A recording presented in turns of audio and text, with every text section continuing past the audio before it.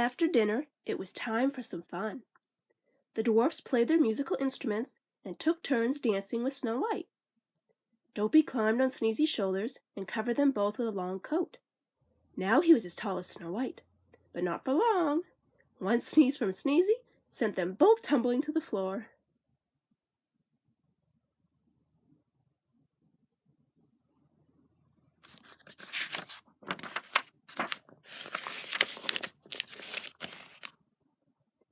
Before they set off for work the next morning, Snow White gave each dwarf a goodbye kiss. "Beware of strangers," warned Doc. "No telling what the wicked queen might do." "Don't worry," replied Snow White. "I'll be careful."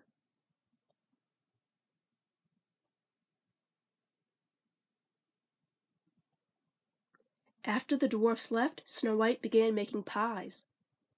"All alone, my pet?" she heard someone ask. Snow White turned and saw an old woman at the window. "How would you like to taste one of my nice apples?" "They're wishing apples, you know," the old woman said. "They do look good," replied Snow White.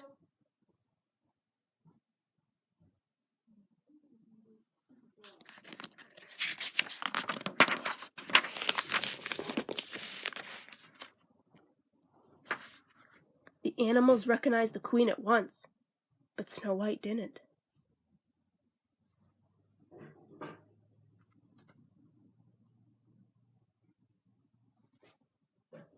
Snow White took the apple and made a wish.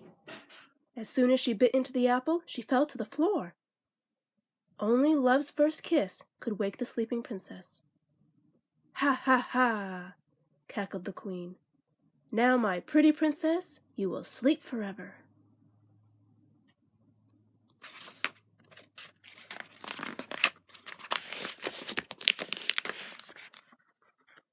The animals hurried to the mine. They tugged at the dwarf's clothes until the little men understood that something was terribly wrong. The dwarfs jumped onto the deer and headed for the cottage.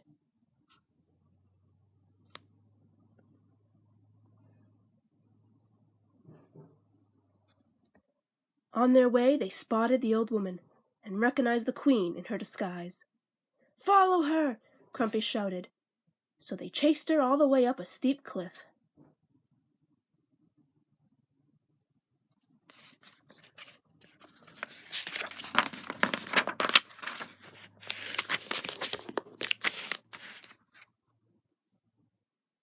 The queen reached the top of the cliff and was trapped on a narrow ledge. She was about to push a huge boulder onto the dwarfs when a bolt of lightning struck the ledge. With a horrible scream, she fell to the jagged rocks below. The wicked queen was gone forever.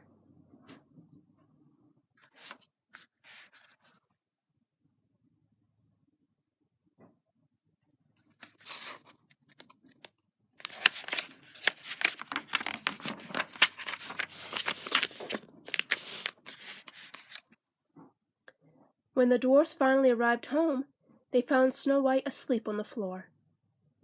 Nothing they did could wake her from her sleep. With tears in their eyes, they gently laid Snow White on a bed.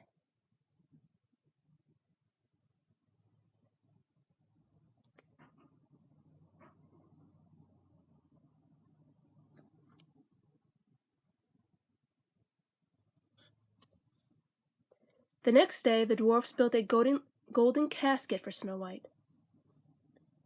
It was covered with glass so that they could always see her. Then they carried the casket to a peaceful glen in the depths of the forest, where the tall pine trees carpeted the ground with their fragrant needles. For many days the dwarfs stayed by Snow White's side, hoping she would wake up, but Snow White slept on and on.